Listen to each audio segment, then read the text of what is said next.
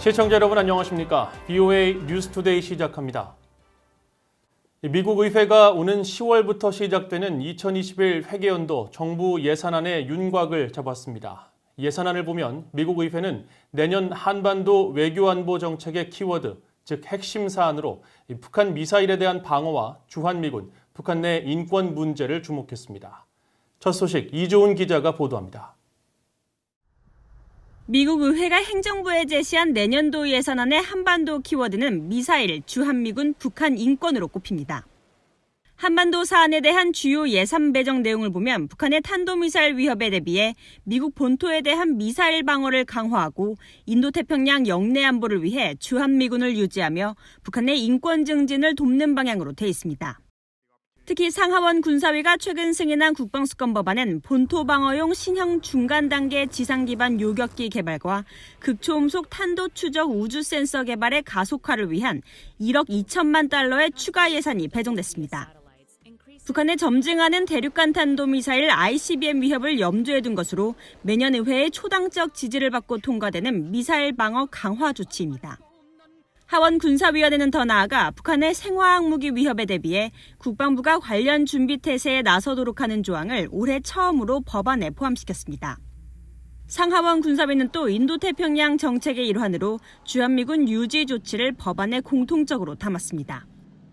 의회의 승인이 있기 전까지 주한미군을 현재 수준 미만으로 감축하는 데 예산 사용을 금지하는 조항으로 3년 연속 이어지는 의회의 조치입니다. 새추리는 또 북한 정부의 사이버 공격 역량을 지원하는 해외 정부에 대한 원조를 제한함으로써 북한의 사이버 위협을 계속 주시하고 있습니다. 한반도 외교 정책과 관련한 예산은 이번에도 북한 인권과 대북 방송에 집중됐습니다. 하원 새추리는 북한 관련 예산을 인권 증진 활동에만 국한하고 대북 방송 시간을 전년도 수준 이상으로 유지하도록 하는 국무 예산안을 최근 승인했습니다. 새추리는 특히 대북방송 등 미국 국제방송처 USAGM이 관장하는 국제방송 활동가 운영에 행정부의 요청액과 동일한 수준으로 전년도보다 1억 7천만 달러가량 감소한 약 6억 3,700만 달러의 예산을 제시했습니다. 북한을 포함한 여러 국가를 대상으로 방송하는 미국의 소리 VOA 방송엔 약 1억 9천만 달러, 자유아시아 방송에는 약 3천만 달러의 예산을 권고했습니다.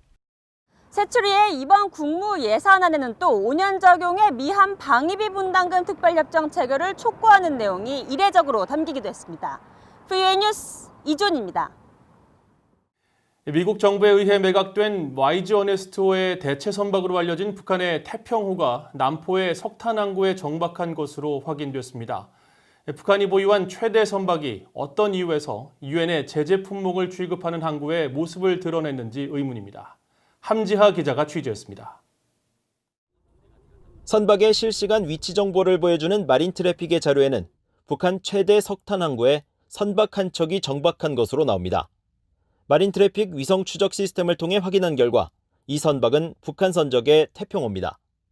태평호는 지난해 말과 올해 초 사이 북한이 베트남 선사 등에서 구매한 중고 선박으로 지난해 불법적인 북한의 석탄 수출에 이용돼 미국이 압류 후 매각한 북한 선박 YG 어네스트호와 크기가 비슷합니다. 북한이 보유했던 가장 큰 선박인 YG 어네스트호를 태평호가 대체할 것이라는 관측도 나왔었습니다. 현재 태평호가 정박해 있는 곳은 2018년 YG 어네스트호가 억류되기 전 마지막으로 석탄을 싣고 출항했던 남포항입니다. 태평호가 어떤 이유로 유엔 안보리 등이 금지한 수출 품목, 석탄을 취급하는 항구의 모습을 드러냈는지 아직 알려지지 않았습니다. 하지만 과거 사례로 볼 때 제재 위반과 관련됐을 가능성이 제기됩니다. 앞서 유엔 안보리 대북제재위원회 전문가 패널은 3월에 발표한 연례 보고서를 통해 지난 1년간 남포를 비롯한 북한 내 주요 석탄 항구에서 보인 선박들의 움직임이 불법 석탄 수출과 관련이 있을 것으로 추정했습니다. 특히 남포에 머물다 떠난 일부 선박들이 중국 근해로 이동해 바지선에 석탄을 하역했다면서 지난해 10월 중국 닝보 저우산항 앞 바다에 정박한 북한 선박 10척의 위성 사진을 공개했습니다. It helps sustain North Korea's economy, which coal was estimated to be a third of its foreign revenue. 또 미국 국무부와 재무부 해외자산통제실, 해양경비대는 지난 5월 합동으로 북한 등의 제재 회피 목적의 불법 해상 활동에 대한 주의보를 발령하고 북한이 지난해에만 370만 톤 상당의 석탄을 불법으로 수출했다고 밝혔습니다. 북한의 석탄 취급 항구들은 국제사회의 광물 관련 제재가 본격화된 2017년 이후 한산한 모습이 관측돼 오다가 2019년부터 다시 분주해지기 시작했습니다. 신종 코로나 바이러스 사태 이후 올해 초 북한 석탄 항구에 드나드는 선박의 수가 잠시 줄어들었다가 지난 4월부터 선박들의 움직임이 재개되면서 북한의 불법적인 석탄 수출 가능성에 대한 의혹이 커지고 있습니다. VOA 뉴스 함지아입니다. 미국 연방에너지부가 북한 등 6개국을 적국으로 규정하고 미국의 대량 전력 시스템에 위협을 초래하는 적국들의 대량 전력 시스템 관련 장비를 수입하거나 취급하는 것을 금지한다고 밝혔습니다. 미국 에너지부는 지난 8일 이 같은 내용을 관보에 게재하고 지난 5월 1일 도널드 트럼프 대통령의 행정명령 서명에 따라 미국의 사이버 안보에 위험을 초래하는 적국과 이들과 연계된 단체의 대량 전력 시스템 장비를 취득 또는 수입하고 이를 양도하거나 설치하는 행위를 전면 금지한다고 밝혔습니다.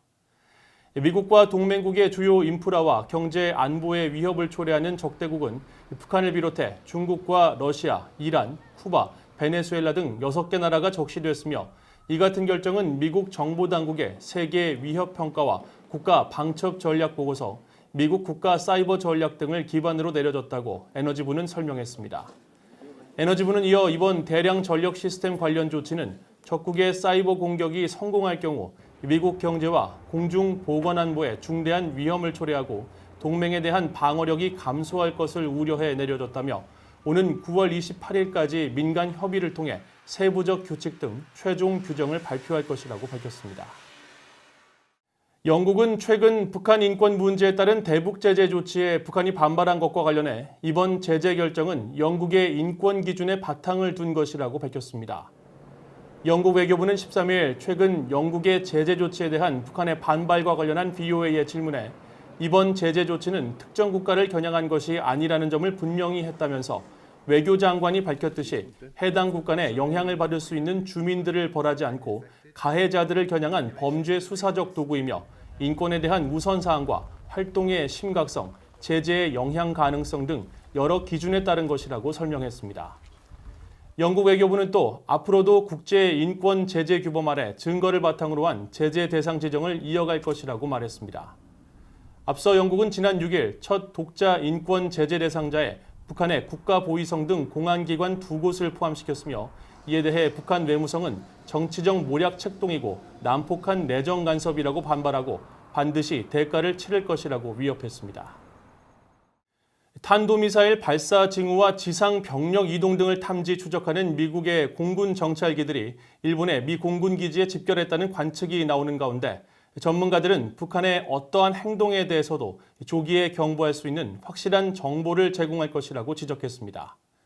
민간 항공 추적 사이트 에어크래프트 스팟 등은 12일 미국 공군 RC-135S 코브라볼 정찰기 한 대와 EAC 조인트 스타즈 정찰기가 최근 미국 본토에서 일본 가데나 기지로 이동한 것으로 파악했습니다. 코브라볼은 2017년 북한의 장거리 탄도미사일 발사 당시와 지난 3월 단거리 미사일 발사 때 한반도에 전개됐었고 조인트 스타즈는 지상기지와 병력 감시에 특화되어 있습니다. 한미연합사령부 작전참모 출신 데이비드 맥스웰 민주주의 수호재단 선임연구원은 이들 정찰 자산들은 북한의 어떠한 행동에 대해서도 조기에 경보할 수 있는 확실한 정보를 제공할 것이라면서 과한 해석은 지양하되 인도태평양 영내 위협 전반에 대한 감시 강화에 중점을 두는 것으로 생각된다고 덧붙였습니다. 켄 고스 미국 해군 분석센터 국장은 미국이 북한을 철저히 감시하고 있는 만큼 미국의 대화 제의를 무시하는 것보다 수용하는 것이 나을 것이라는 신호를 보내려는 의도일 수 있다고 분석했습니다. 이상으로 VOA 뉴스투데이를 마칩니다. 시청해주신 여러분 고맙습니다.